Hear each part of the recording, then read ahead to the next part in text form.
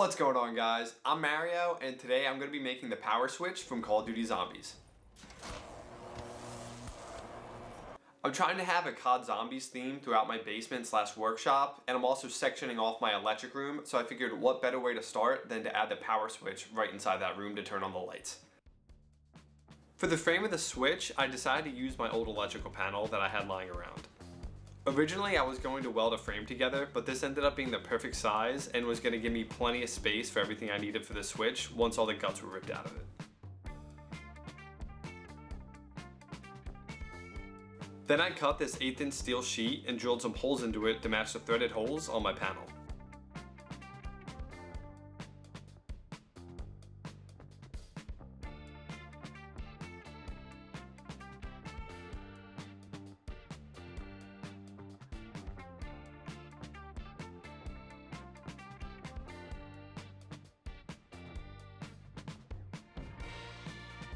Next was to start adding pieces to the cover. Recently, my dad had given me this old analog multimeter, which looks super close to the ones that are in the game.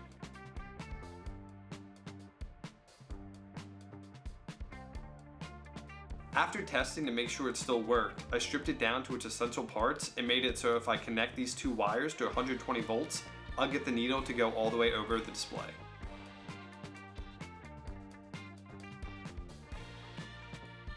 To fit this in the cover, I drilled out all 4 corners and used a metal blade in my jigsaw to cut in between the holes.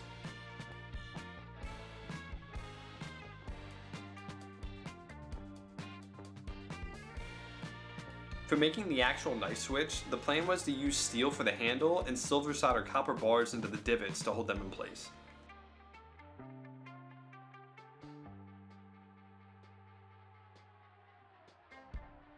Which didn't work at all. I then tried to MIG weld them together, having no idea if this would actually work. To my surprise, after trying to break the weld, it seemed to have worked great. And with that, I went ahead and welded all the copper to the switch handle and to the cover.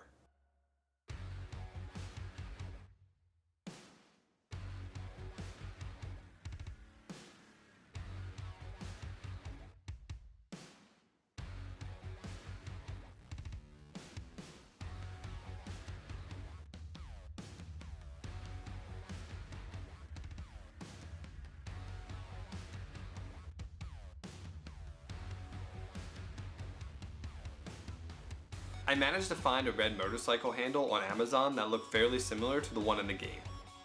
I also printed out these pieces to go over top the copper, which were to look like porcelain insulators, and they also helped hold the copper in place. I used a torch to heat up the copper to try to take its brightness away to give it a more of a weathered look. In doing so, I burnt the plastic, which I thought looked really cool, like it was a short or a bad connection, and that helped play into the look I was going for.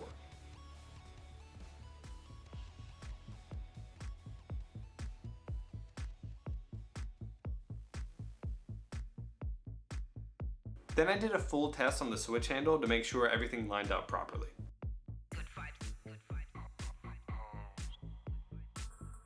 Next was to frame out the electric room and mount the old panel next to my new one so I can run power to it. I am an electrician by trade, so I would not recommend opening up your panel if you're not comfortable working with electricity. I deal with stuff like this all the time, but doing something like this could be very dangerous to someone who has no idea what they're doing, so keep that in mind.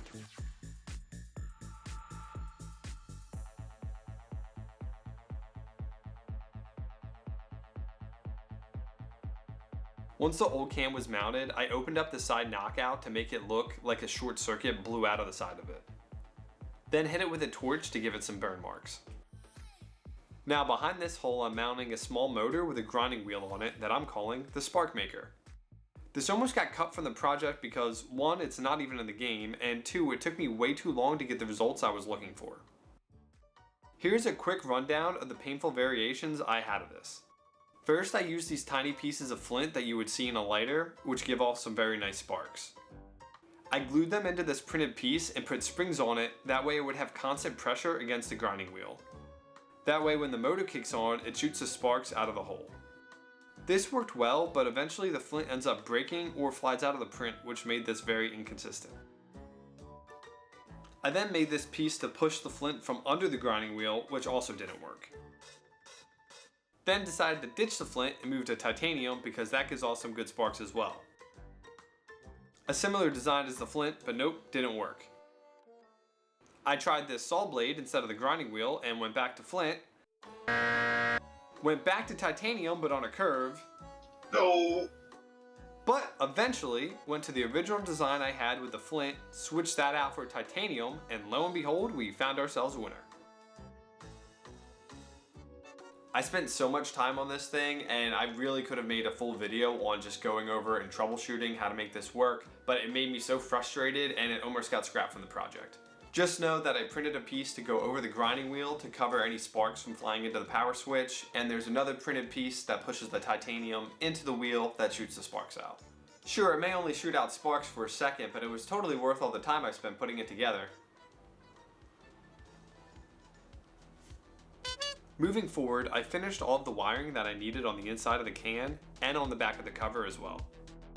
There's an Arduino Nano that controls everything, and with the help of ChatGPT, I was able to get the code for everything to work how I wanted. If you're interested, here's a wiring diagram I drew up on how this all works. I left plug-in crimp ends underneath the bottom cover, that way I could just mount the top cover and make all my connections without having to hold that at the same time.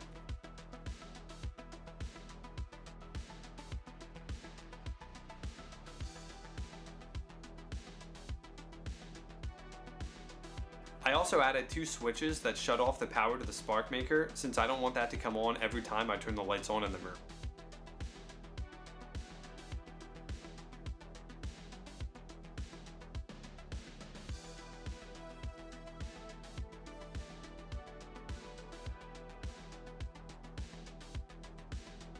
Then finally, it was time for the first test to see if it all works. When the switch makes contact with the top middle set of copper jaws, it sends a signal to the Arduino and turns everything on. Both lights come on and the analog meter kicks all the way over.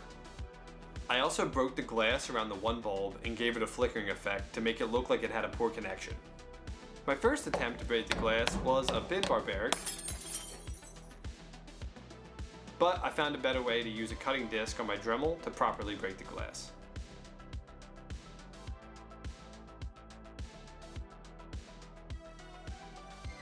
Then I reset the switch so I can try out the spark maker.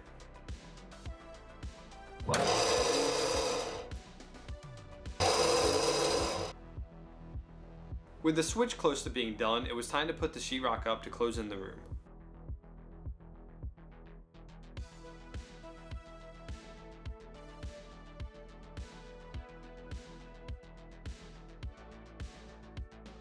I had an old door left over from my house remodel, so I decided to use that for the electric room. I used my shaper to cut out the 935 logo into it, as well as the buy door text. I was going for a heavy steel looking door, like something you would find on Reese, so I used 2 different types of metallic paint.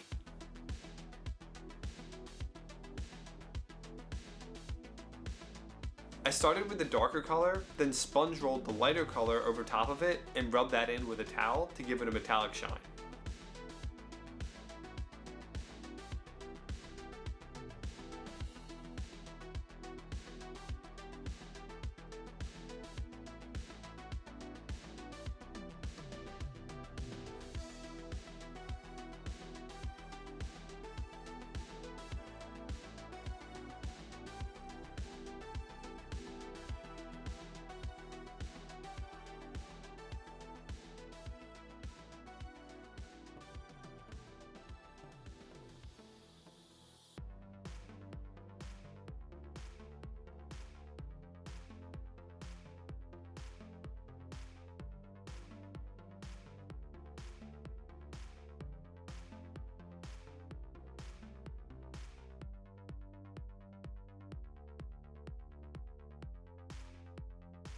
I then went around the shop adding some extra details to help bring out more of the COD Zombies theme.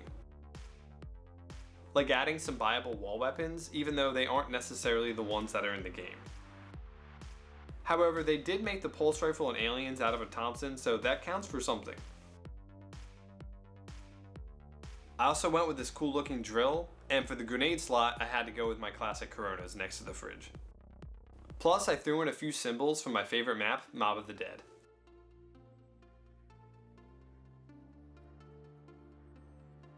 Besides adding a few smaller details, this project was basically done, but there's one more thing I wanted to add to the switch handle. And that is the severed arm found on Verrucht, which is the first map to have the power switch. I figured the best way to get an arm would be to cast one out of silicone, and for that I got my friend Jack, since he's usually the one I play COD Zombies with anyway. I can't tell you why he decided to pose like that in front of the camera, but I'm sure we can all agree the most disturbing thing about that was his Phillies hat. Phil luckily reminded me that we had to have a removal agent on Jack's arm, or it was going to remove all of his arm hair when he went to rip it out of the mold. So to start, we had Jack lather himself up in some Vaseline. For the mold, we used alginate, which is this powder that you mix with water and forms into a silicone-like substance. Unlike silicone, this mold is only meant to be used one time since it starts to shrink shortly after it forms and is made to rip apart from whatever you're casting.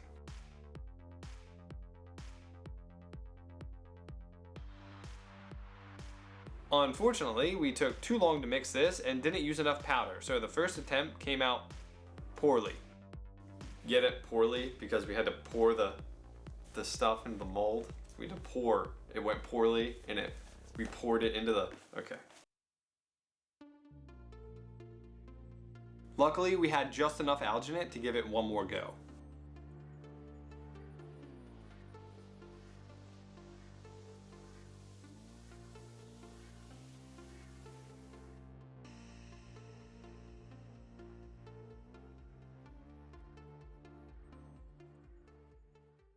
Oh wow, this is that good. Good.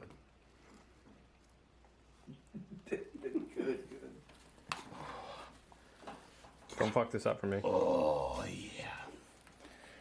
Now that's a good hole. That thing's cavernous. That is cavernous. We then had a nice cavernous mold of Jack's arm, so me and Phil mixed up some silicone and dumped it into it.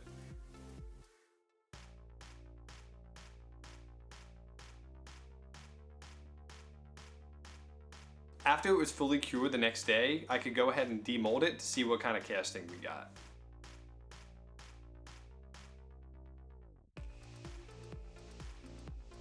Overall, the casting was solid, but Jack did curl his hand a bit too much in the alginate, which created an air pocket for the inside tips of his fingers when we poured in the silicone.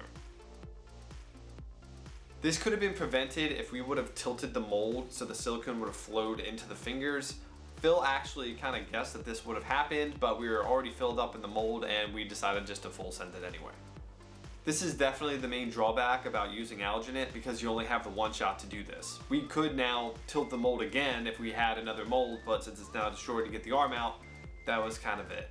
But it is going to be wrapped around the switch handle and you're not going to see this imperfection, so I'm not too worried about it. I also should have used a silicone that cured a lot faster than the one I had laying around.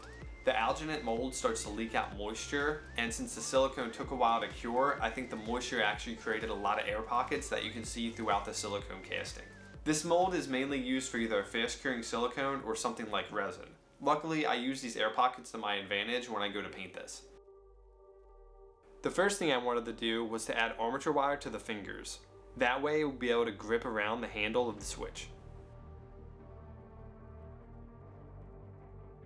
I got these long needles and was able to go in from the tip of the fingers to the palm of the hand.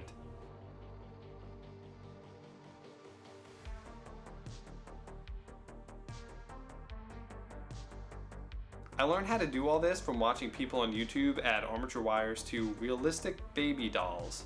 I would argue that's a more disturbing project from what I'm doing, but who am I to judge? Plus I learned something new and found this oddly satisfying. I then hollowed out the inside of the arm to reduce weight, but also so we can add some extra gore later on. Normally Ashley is my go-to for painting stuff like this, but this time around I wanted to give it a try. However, she did instruct me that silicone painting is all about doing layers. I started out by spraying blue lines for the veining. Then smeared red all over and wiped it off, that way it only stayed in the air pockets to give a cool rash effect. And this was Phil's idea. Next was to spray skin tone coats over everything. I went a bit heavy by accident in some spots, but overall I was really happy on how this was looking.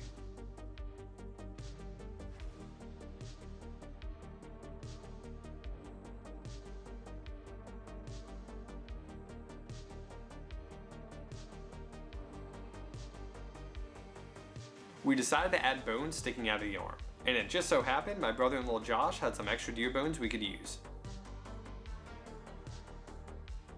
We put the bones in the center and used expanding foam to hold it in place, but also to keep the arms nice squishy consistency.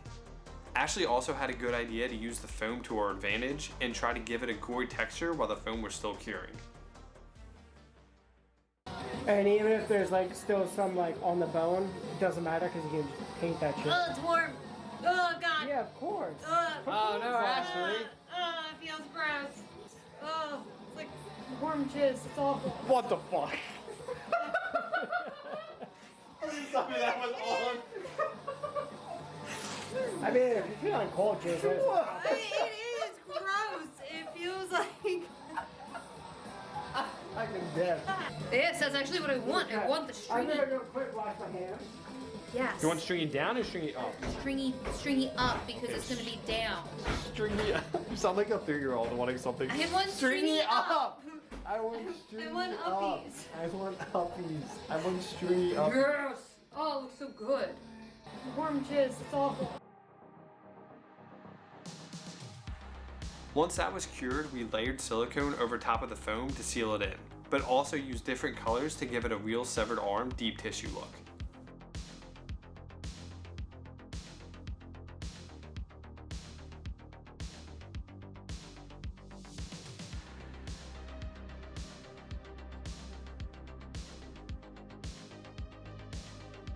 All that was left now was to go around and add fake blood everywhere.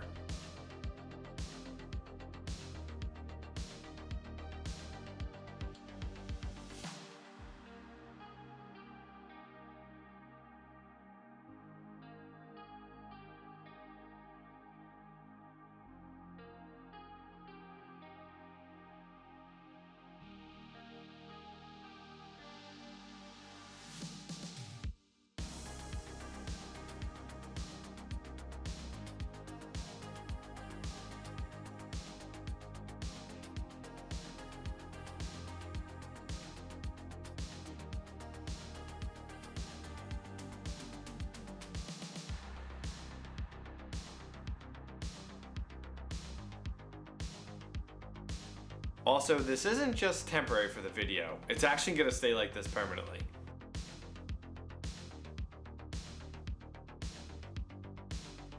Oh, perfect. Yeah, not blood. And for the last final detail, my buddy CJ designed these stickers to match the ones that are in the game.